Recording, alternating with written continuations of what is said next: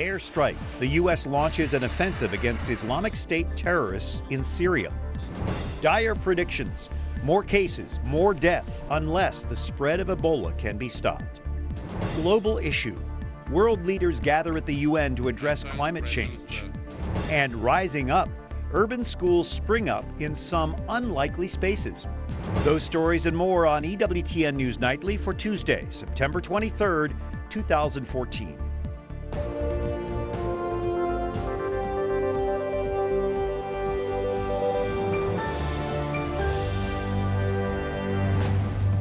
Good evening from Washington. Thank you for joining us. I'm Brian Patrick with your news now.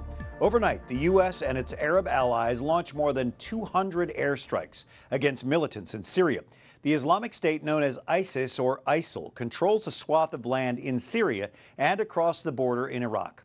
U.S. officials say roughly a dozen targets were hit during the assault. 5 Arab nations helped in the attacks, including Bahrain, Jordan, Qatar, Saudi Arabia, and the United Arab Emirates. President Obama commented on the strikes just before leaving for New York, and 3 days of talks with foreign leaders at the UN General Assembly. Susanne LaFrankie is at the White House with more tonight. Suzanne? Well, Brian, officials both here at the White House and also at the Pentagon say this al-Qaeda-affiliated group was in the final stages of planning major attacks against the West. They also say this unprecedented relationship or partnership with these 5 Arab nations has only come together in the last several days. But with any conflict, there is bound to be opposition, and these airstrikes are no different. We're standing for the children. We shall not be moved. A peaceful protest with song and civil disobedience staged outside of the White House is how these anti-war advocates voiced their strong opposition to the Syrian airstrikes ordered by the Obama administration. We just killed several children in Syria with our bombs. There is no excuse. One by one, 5 of the protesters were taken into custody by the Secret Service. The Campaign for Nonviolence says these airstrikes will only lead to more terrorist attacks. Violence creates more violence. The answer is to stop it, or at least make a little bit of a dent in it. During the protest, the president talked to reporters on the South Lawn, announcing details of what he called a bipartisan effort to defeat terrorism. Obama sent a notification to Congress this morning under the War Powers Act. Last night, we also took strikes to disrupt plotting against the United States and our allies by seasoned al-Qaeda operatives in Syria who are known as the Khorasan Group. And once again, it must be clear to anyone who would plot against America and try to do Americans harm that we will not tolerate safe havens for terrorists who threaten our people. National security officials say the terror group, an al-Qaeda affiliate, had established training camps in Syria and was developing explosive devices for attacks against U.S. and Western targets. Pentagon officials say that they don't have any comments as far as casualties are concerned, either of terrorists or of civilians. And they also say that this is just the beginning of a sustainable campaign, one that could last for years to come. Reporting live from the White House, I'm Susanne LaFrankie. Back to you, Brian. Thank you, Suzanne. As ISIS creates havoc in the Middle East, civilians continue to flee for safety. For a second day in a row, well over 100,000 refugees have entered Turkey from Syria. Aid officials are considering airlifting supplies to help cope with the sudden increase. UN officials on the scene are overwhelmed by the massive scale of this exodus. We are at the border today, and we still seeing people keep coming into Turkey in a really desperate situation. Yesterday the numbers were around 130,000. Today we are hearing that it's reaching like 138 to 140,000 already. The UN says it's working with the Turkish government, preparing for the possibility of hundreds of thousands more people crossing the border if the conflict continues. Now, some of the other stories our EWTN News Nightly team has been covering in today's world. Osama bin Laden's son-in-law is sentenced to life in prison in New York today. Suleiman Abu Ghaith remained defiant in the courtroom. He was convicted in March of conspiring to kill Americans in his role as an al-Qaeda spokesman. During his trial, Abu Ghaith said his role was strictly religious. In the aftermath of 9/11, he warned a storm of planes would continue to hit the U.S. Abu Ghaith is the highest-ranking al-Qaeda member to face trial here in the U.S. A warning tonight from the World Health Organization. The number of Ebola cases in West Africa could soar to more than 1 million without stepped-up efforts to slow the spread of the virus. Wyatt Goolsby joins us with more on these grim predictions.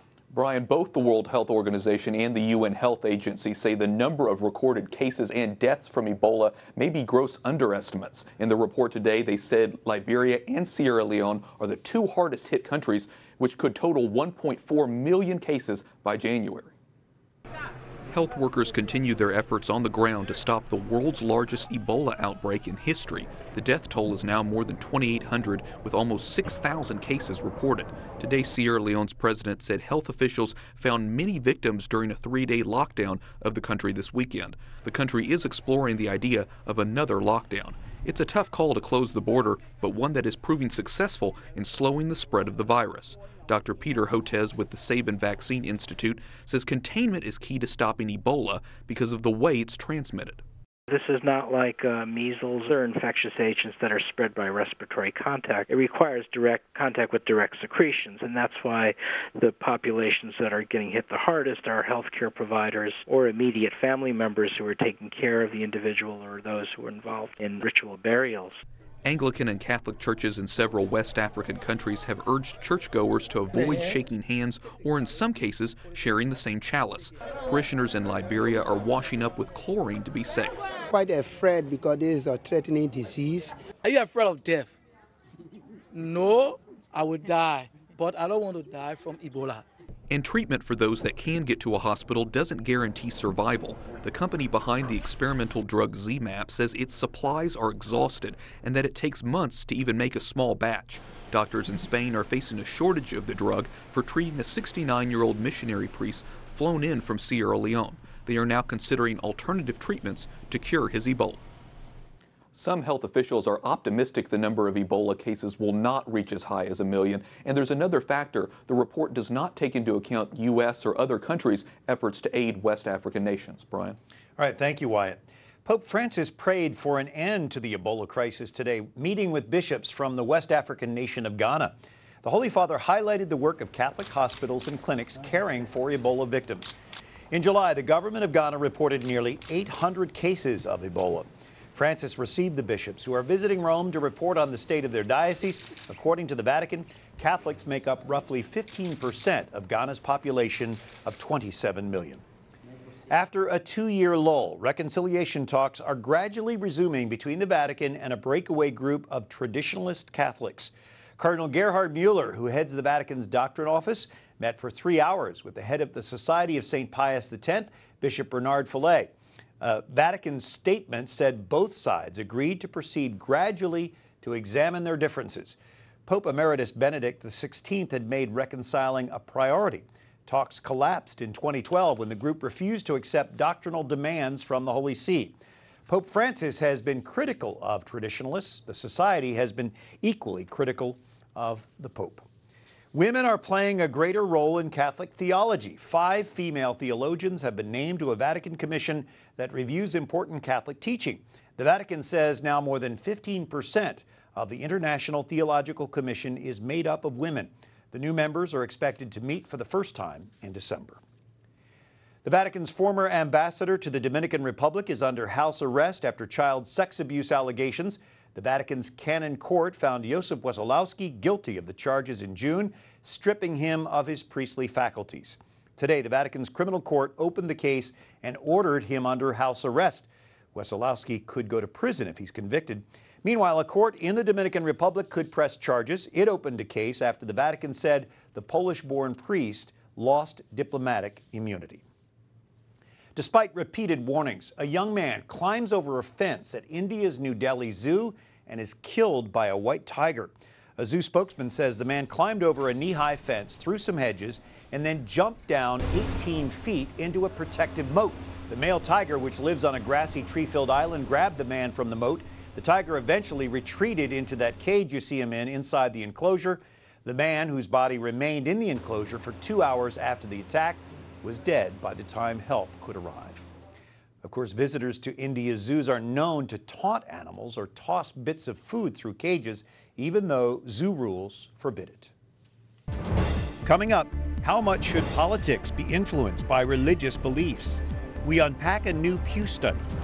And the sky's the limit as urban schools find new homes in former commercial buildings.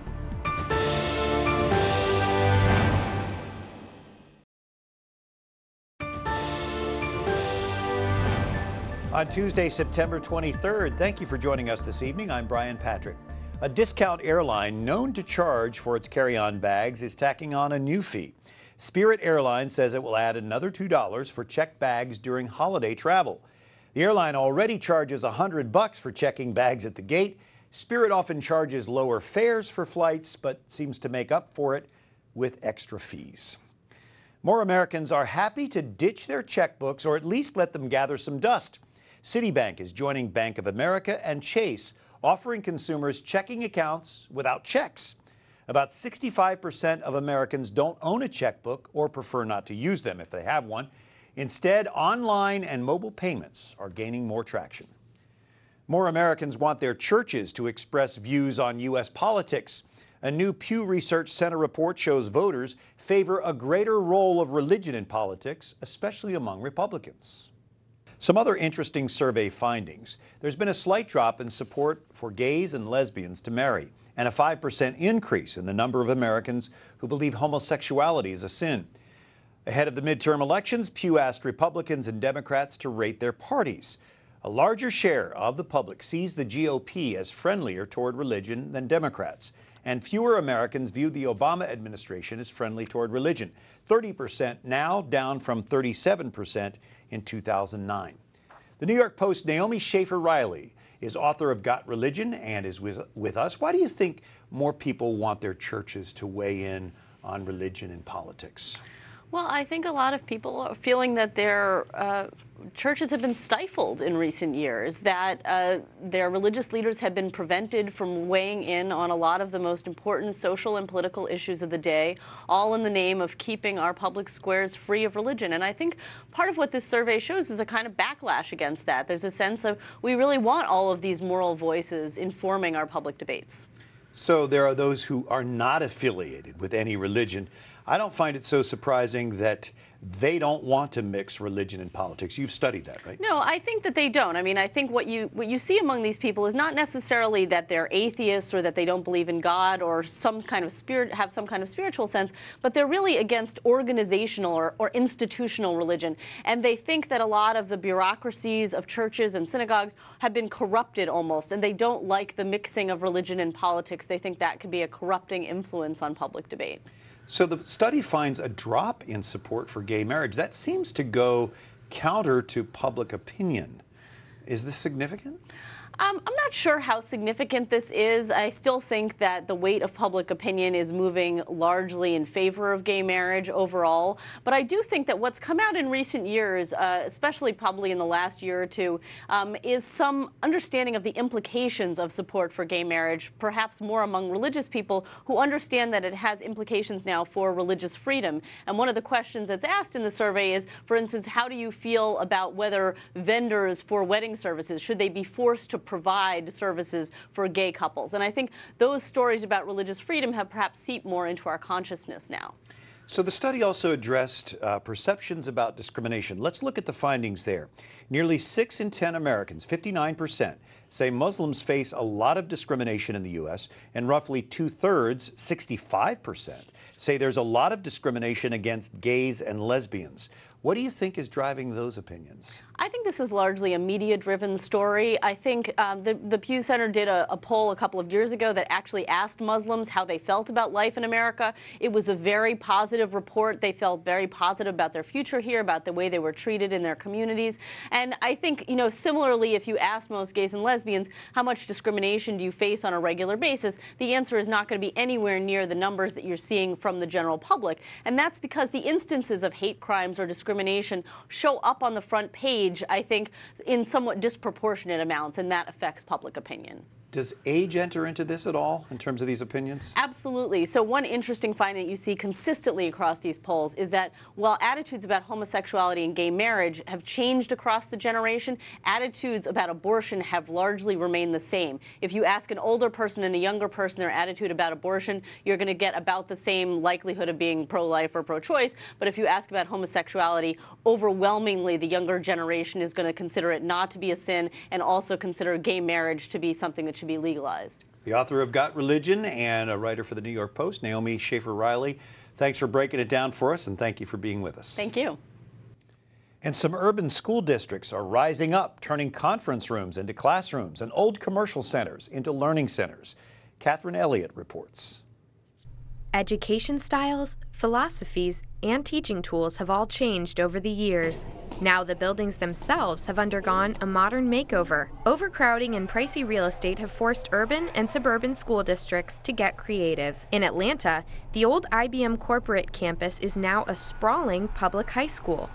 The novelty never wears off. It's so unique. It's an 11-story building, former office building that is now a school. In Northern Virginia, a once rundown commercial building is a new elementary school, but not everyone in the community was initially on board. Those who are skeptics look at it and say, why would you take and convert an office building into an elementary school?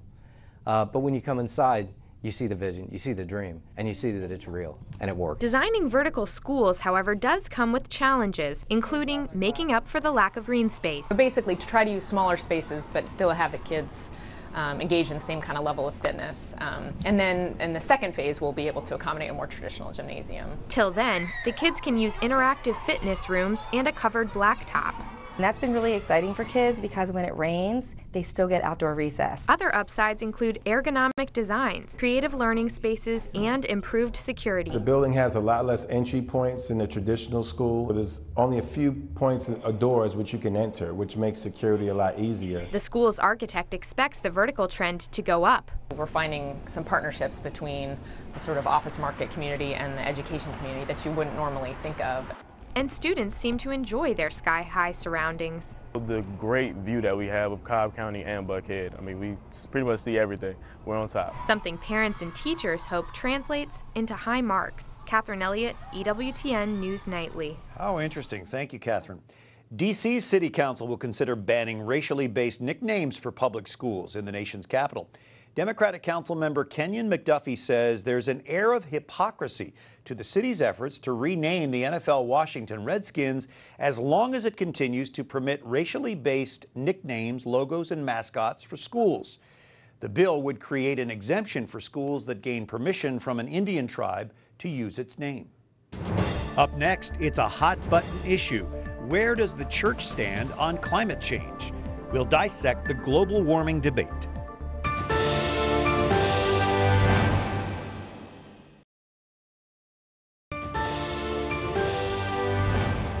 We're grateful you're joining us on Tuesday, September 23rd for EWTN News Nightly. I'm Brian Patrick.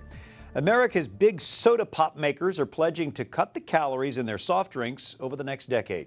The announcement came in New York today at the Clinton Global Initiative. Coke, Pepsi, and Dr. Pepper say they'll also more aggressively market smaller sizes, bottled water, and diet drinks. The goal is to trim about 20% of the calories Americans get from sugary drinks.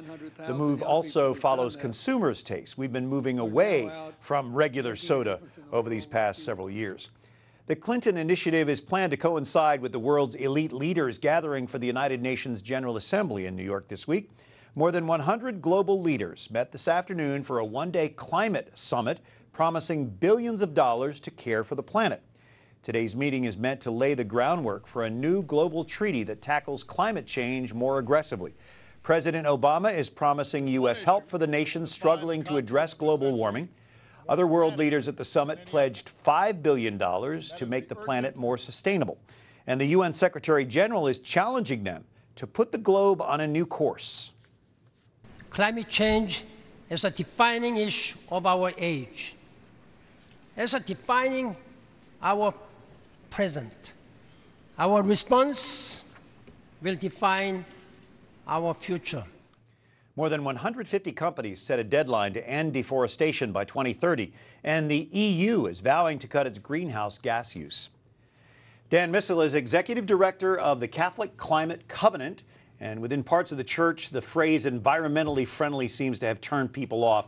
Is there a rough definition for us as Catholics to environmentally friendly? Well, how about stewardship of the earth? I like that. Stewardship of creation. I think that's what we're really talking about. That's key. So how do you think this misconception came about, especially among Catholics themselves? Well, I think, you know, environmentally friendly has cultural meanings, it has political meanings. And I think what we need to do is shift away from those kinds of words and talk about what the Pope has talked about, which is protecting creation, protecting the environment for the good of all. I remember one commentator when Benedict XVI was Pope, and he was wearing green vestments for ordinary time. They said he was a green Pope. This is not something new to the Catholic Church, is it? This stewardship of God's creation, this has been going on for centuries. No, that's right. And that commentator who said he's a green Pope, well, he was wearing green vestments because it was ordinary time. Yes. But anyway, yeah, no, this is not new. This goes back, you know, to Genesis. You know, Earth Day goes back, what, 42, 43 years? We go back much longer than that. This is part of who we ought to be as people of faith. So can we be pro-environment without buying into all the other tenets and ideas that these secular advocates also? Well, I certainly hope so. You know, I spent my life, well, not my life, at least the last 8 years, working on this, and this is an issue that should concern everyone because we have to begin to take better care of God's gift of creation. It's here for all of us, not just some of us. The scientists are telling us that we're putting too much CO2 in the atmosphere, which is warming the planet, which is creating, you know, a situation where there are people literally dying because of the warming planet. If you're a farmer in Africa, working some, you know, very marginal land, the rains don't come soon enough, or they come too heavy, you could starve to death. This is not a situation that's just something to feel good about. In Genesis, God gave dominion to man over his creation. That doesn't mean we were given permission to abuse it. That's right. That's right. It means that we're supposed to be caretakers. How vocal is the Catholic Church on the environment? Well, you know, I think it's as vocal as it is on a number of issues. Maybe not quite as much. We don't hear quite as much about it. But look, St. John Paul II wrote a statement on the environment, his World Day of Peace message in 1990. The Catholic bishops followed that with their own statement in 1991. And in 2001, the Catholic bishops in the United States wrote a letter on climate change. This is not something that they're coming to lately. It's been, you know, they've been at the forefront of this for quite some time. Pope Francis does speak out on the environment. In fact, let me just show you a quote of his. He says, "Creation is a gift. It is a wonderful gift that God has given us so that we care for it and we use it for the benefit of all, always with great respect and gratitude." That really sums up this idea of good stewardship. Is he making this a greater priority than any of his predecessors, or is it just continuing the string? Well, it seems to be continuing the string, although there is this rumor out there that he's writing an encyclical on the environment, which is the first ever, so that would certainly bump him up a notch. But he's certainly following consistently with both St. John Paul and Pope Emeritus Benedict in this line. I mean, it's not something new. Why did you find the Catholic Climate Covenant, and what does your group actually do? Well, I actually started this organization because I was concerned about the future for my children, knowing what climate change is all about. And what we try to do is we try to be a catalyst, a convener, and a clearinghouse for everything that's going on in the Catholic community around climate change. So we're trying to just get the bishop's statement out there a little bit more, let people know that this is not something new for them, and it's something that we should all be concerned about.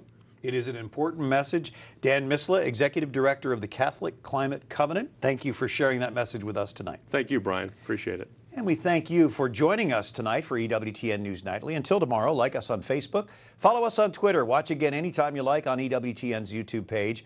For all of us at EWTN News Nightly, I'm Brian Patrick. Thanks for watching tonight. Good night, and God bless you.